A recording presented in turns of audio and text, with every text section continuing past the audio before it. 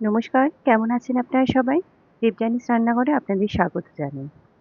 Brownie কিন্তু আমরা দোকান থেকে অনেক টাকা দিয়ে কিনে থাকি। মোটামুটি ১ পিস ব্রাউনির দাম ১৫০ থেকে ২০০ টাকা নিয়ে নেয় বিভিন্ন মলে। কিন্তু সেই রকমই ব্রাউনি যদি আমরা বাড়িতেই বানিয়ে ফেলতে পারি, তাহলে কিন্তু আর কথাই নেই। সেরকমই একটা প্রফেশনাল লেভেলের ব্রাউনির রেসিপি আজকে আপনাদের সাথে শেয়ার করছি। ভালো লাগলে অবশ্যই আমার চ্যানেলটাকে ফলো করবেন আর একটা লাইক, শেয়ার, সাবস্ক্রাইব করে দেবেন।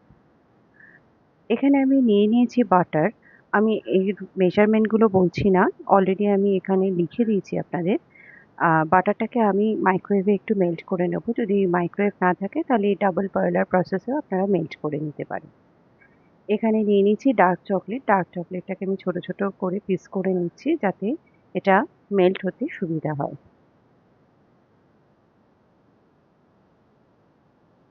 এবার এটাকে বাটারের মধ্যেই মিশিয়ে দিচ্ছি। দিয়ে আবার এটাকে আরেকবার মাইক্রোওয়েভ করে নেব। এটা দেখুন গরম হয়ে গেছে। এবার এটাকে ভালো করে একসাথে মিশিয়ে নেব।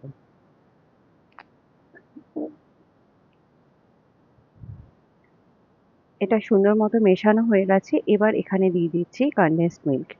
এই জিনিসগুলো পড়ে বলেই কিন্তু এটার টেস্টটা এত ভালো আসে। আর আজকের রেসিপিটা কিন্তু সম্পূর্ণই এগলেস। এটাকে ভালো করে এর সাথে মিশিয়ে দিচ্ছি। এবার ড্রাই ইনগ্রিডিয়েন্টস এখানে সেভ করে নেব।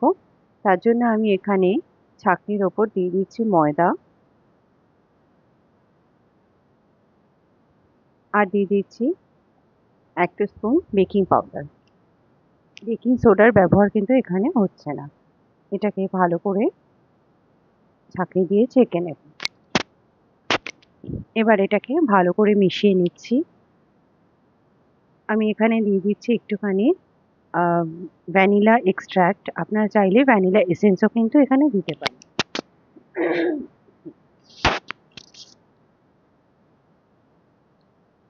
এবার এখানে দিয়ে দিচ্ছি ৩ টেবিল স্পুন মতো দুধ। এটাকে ভালো করে মিশিয়ে নেব।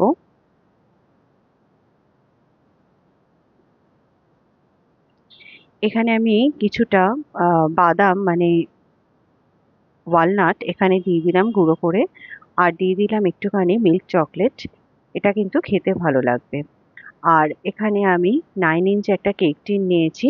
সেটাকে ভালো করে বেকিং পেপার দিয়ে লাইন করে নিয়েছি। এবার এখানে ড্রাই ইনগ্রিডিয়েন্টস গুলো একটু একটু করে এভাবে মিশিয়ে দিতে হবে।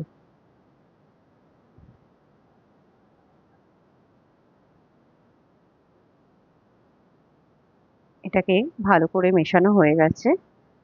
এবার এটাকে কেক টিনের মধ্যে ঢেলে দেবো। অলরেডি আমি ওভেনটাকে কিন্তু 180 ডিগ্রিতে প্রিহিট করতে দিয়ে দিয়েছি।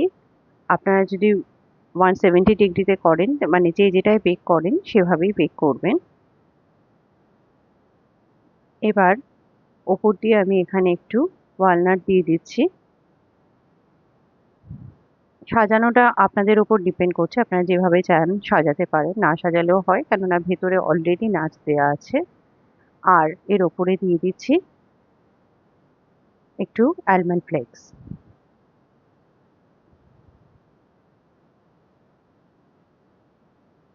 ব্যাস এটা কিন্তু একদম রেডি। ওভেনে দিয়ে দিলাম। মোটামুটি এটা কি হতে আমার 40 মিনিটস লেগেছিল। এটাকে নামিয়ে চেক করে নিচ্ছি। দেখুন একদমই কিন্তু টুথপিক ক্লিয়ার আসছে।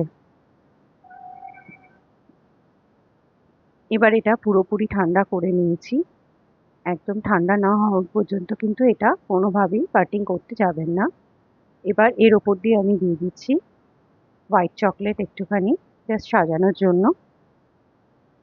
আশা করি রেসিপিটা আপনাদের ভালো লেগেছে। অবশ্যই একবার বাড়িতে বানিয়ে দেখবেন। যারা বেকারস কিংবা যারা এই ধরনের জিনিস বানাতে ইন্টারেস্ট পান তারা অবশ্যই রিকোয়েস্ট রইল, এটা কিন্তু একটা প্রফেশনাল রেসিপি। ভালো লাগলে অবশ্যই আমাকে জানাবেন একবার।